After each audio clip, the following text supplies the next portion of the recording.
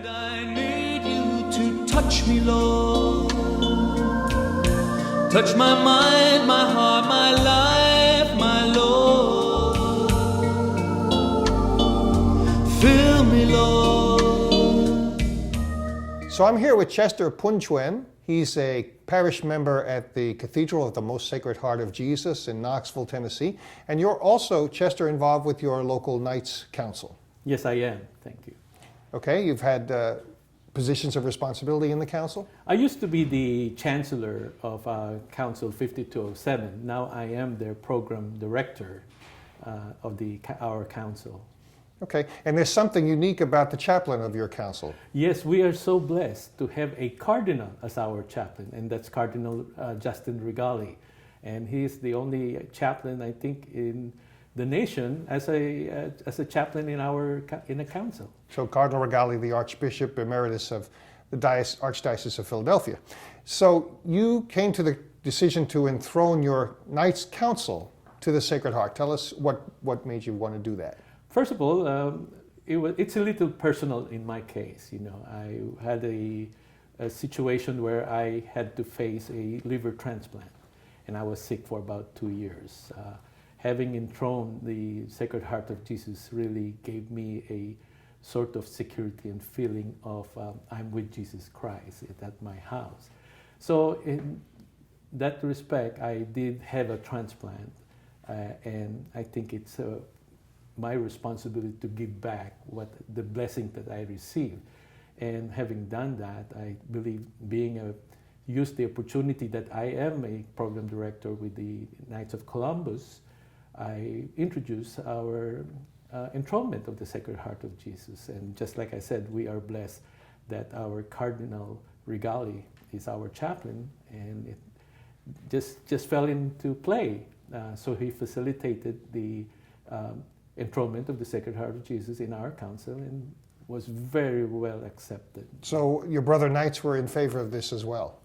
Definitely. They were all awed with just the thought that our council 5207 will be enthroned with the Sacred Heart of Jesus. And what do you remember about the day of the enthronement? Total excitement. I mean, in the process, we had a 9-day novena, which is a part of the process of enthroning an organization.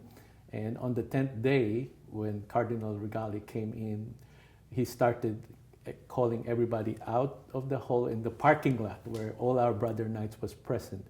And he explained what the meaning of the Sacred Heart of Jesus is all about. He even pulled out a small stampita that tells us that when he was, I believe, 7 years old, when their house was being enthroned, he was asked by his mother to buy some ice cream. And ever since then, he kept that stampita as a historical momentum of the Sacred Heart of Jesus. From about 75 years before? Yes, he's 82 years old and he still has it. And everybody was just impressed. I mean, he kept that. That means that it was a treasure that it kept into his heart. Mm-hmm. A treasure for him, and as the enthronement is for so many people. Yes. So not only have you been involved with enthronement with the Knights, but also you've been involved in the unity and diversity here in your parish and in our diocese. And how has the enthronement affected our other ethnic Catholic communities? I would say it's really a opportunity for our parish and our diocese to have a diverse community. I was very much involved with Unity and Diversity when I was a parish member, chairman of the Unity and Diversity in our parish council. And we have our Hispanic community got involved with that, and we had enthroned several families in our Hispanic community. I got involved with the Vietnamese, the Korean, and the Filipino community. My wife and I help out in the process of establishing the Filipino community.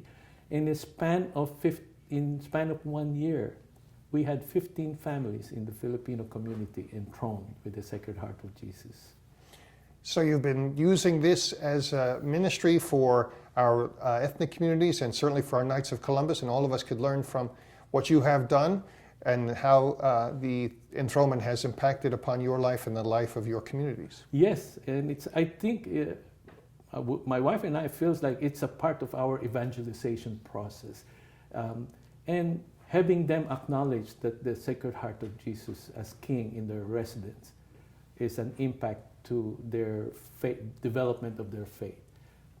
It doesn't matter whether you're Hispanic, Filipino, Vietnamese, Korean. I mean, it's a universal, I would say, universal acknowledgement that Jesus is with you. Great. Thanks for sharing, Chester. Thank you. Thank you for the opportunity. Touch me, Lord. Touch my mind, my heart.